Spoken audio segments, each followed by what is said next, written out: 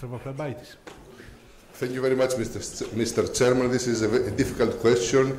I will see whether I have data to answer it, but I think that when we don't have answers, we have to create this kind of answers.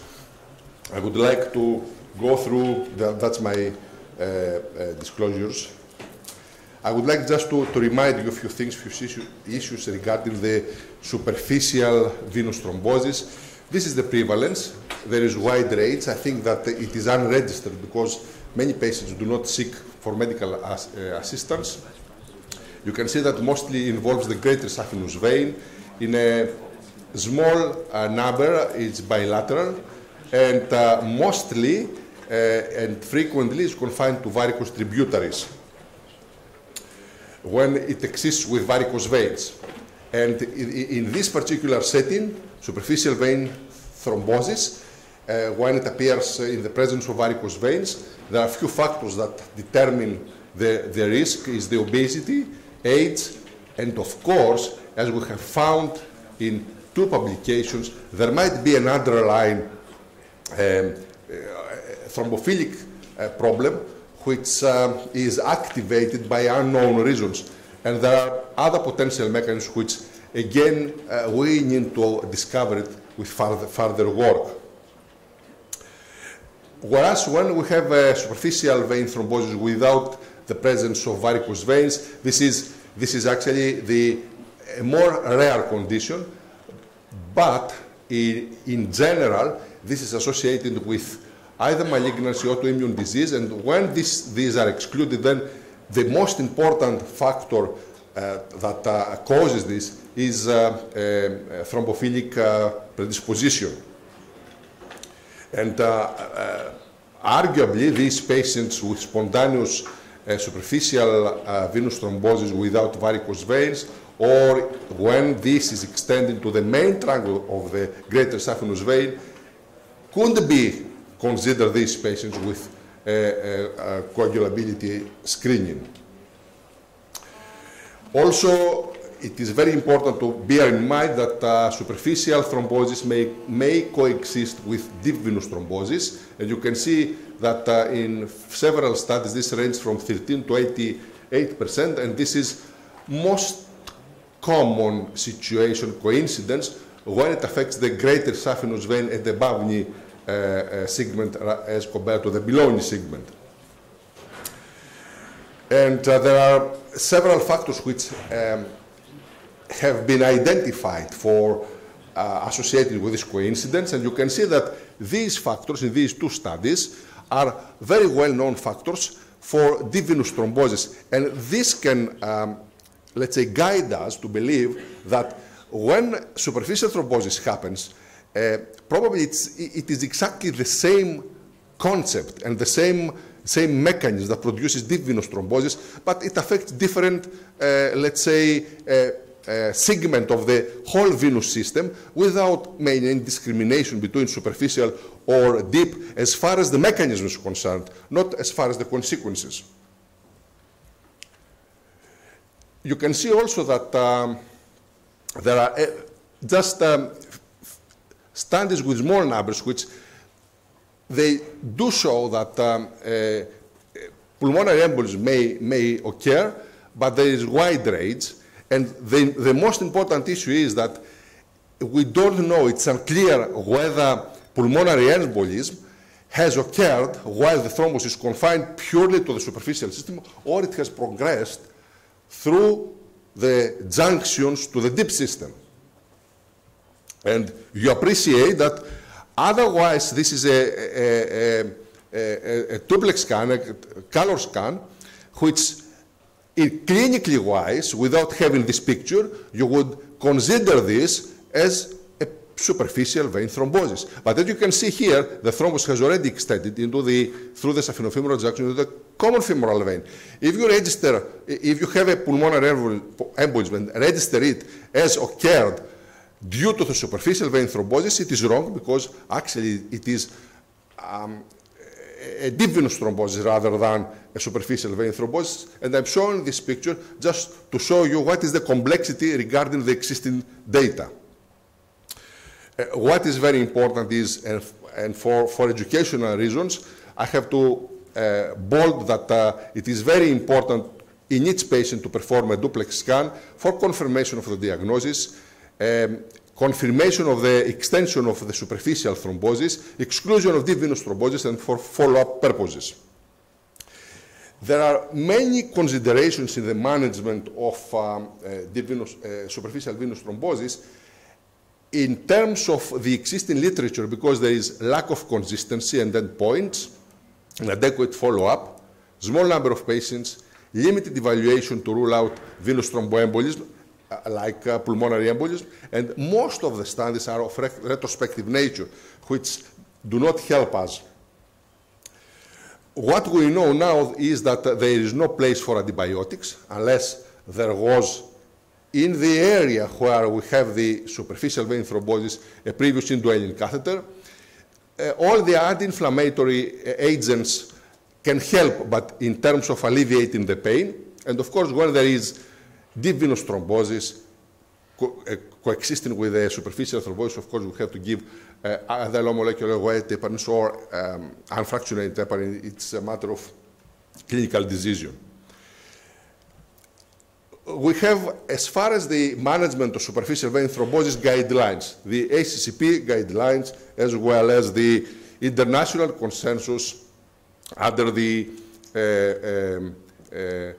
Cardiovascular Disease Education and Research Trust, and various very well respectable scientific organizations. And what do they say? We'll go through these, the guidelines through the last document, but there is not much difference. You can see that all patients should have bilateral duplex scanning to exclude DVT. This is the grade of recommendation.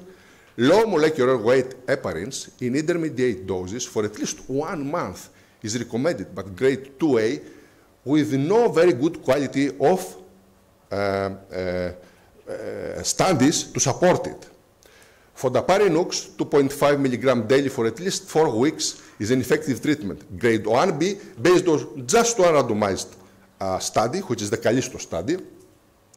And this creates a matter of consideration. And I'll come to this particular issue, but I would like to say that this appears to the recommendations, but without a clear evidence from a properly conducted study. That I would like to challenge it. Why 1 month and not 4 weeks? Or why 1 month or maybe less? Okay, this is the Callisto study. It was a randomized double-blind trial, 3,000 patients. Divided the patients, placebo versus 2.5 milligram once daily for 45 days. And this study came to the conclusion that as far as the primary efficacy outcomes, you can see here the outcomes, I don't want to just read them, occurred in 0.9 of patients with Fondaparinux and 5.9 in the placebo group, which was statistically significant. Also, the rate of pulmonary embolism or DVT development was 85% lower in the Fondaparinux group. Similar risk reductions observed at day 77, and no difference was observed in major bleeding. Oh, fantastic results. Okay, what do we have to do? Give to each patient with superficial vein thrombosis for 42 days Fondaparinux 2.5 milligrams. Haha, look at that.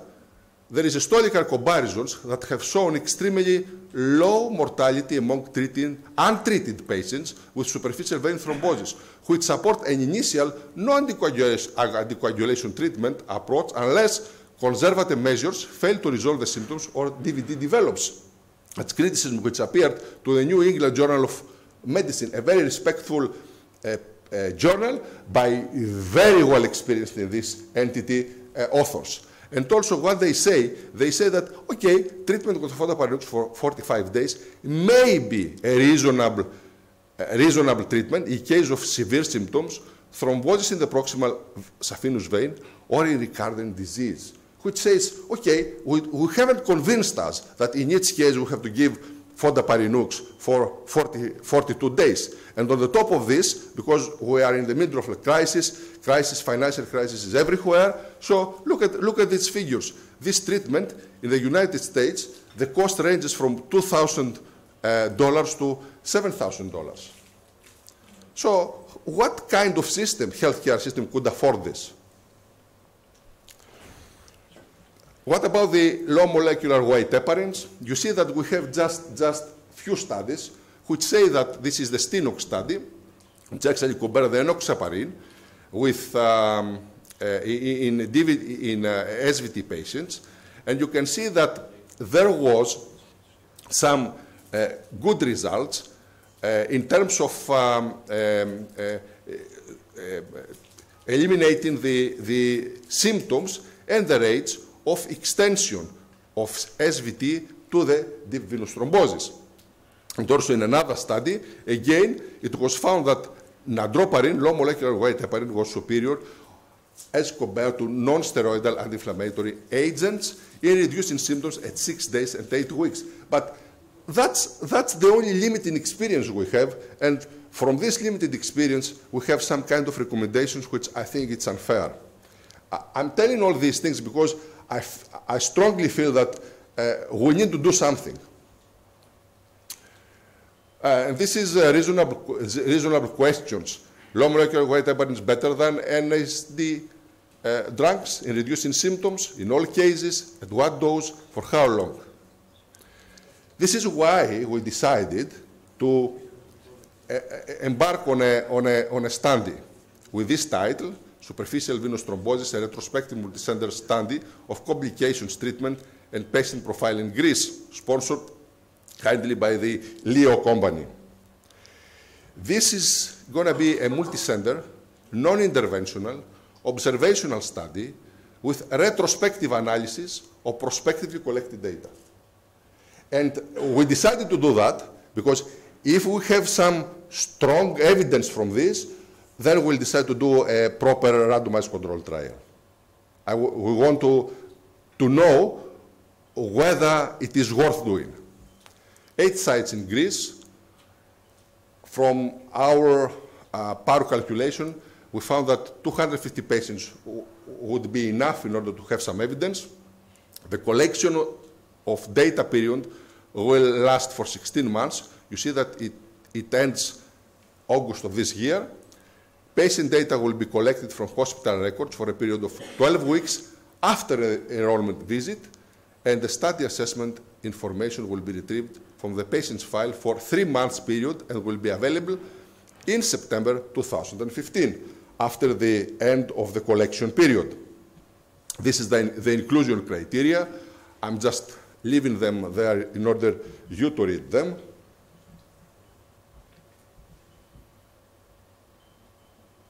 And these are the exclusion criteria.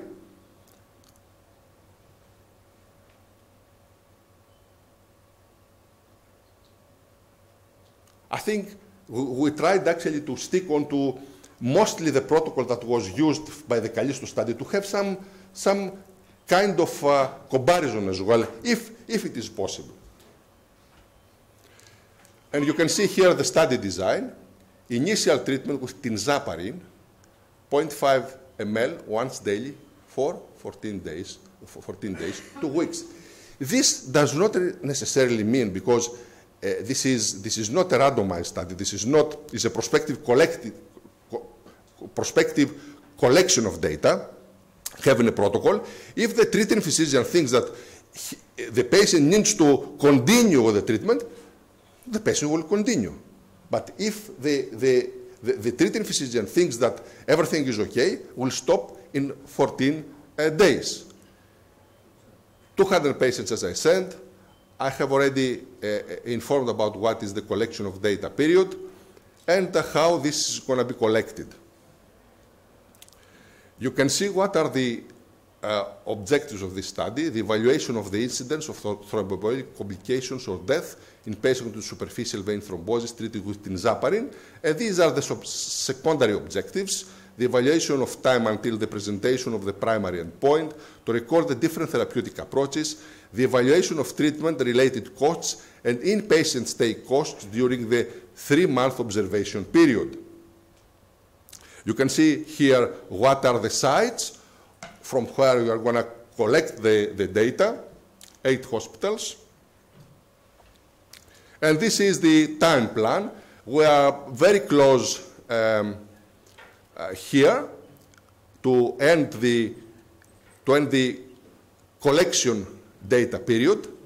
And what we are planning from September, when we will have the results available, to work on these and to come out with a publication and possibly to present the results of our study in the next year's well-respected meetings.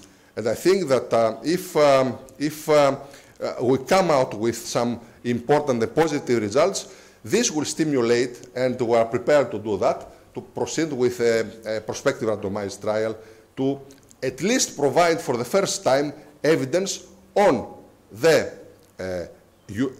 utility and effectiveness of tinzaparin in superficial vein thrombosis in a shorter period, and possibly will be able to calculate, at least in the Greek healthcare matters, what's going to be the cost of this short 2 weeks treatment with tinzaparin as compared with if hypothetically the patients were treated for 42 days with fondaparinux 2.5 milligram for 42 days, which could also prove a cost effectiveness of this treatment we test in this particular study. Thank you very much for your attention.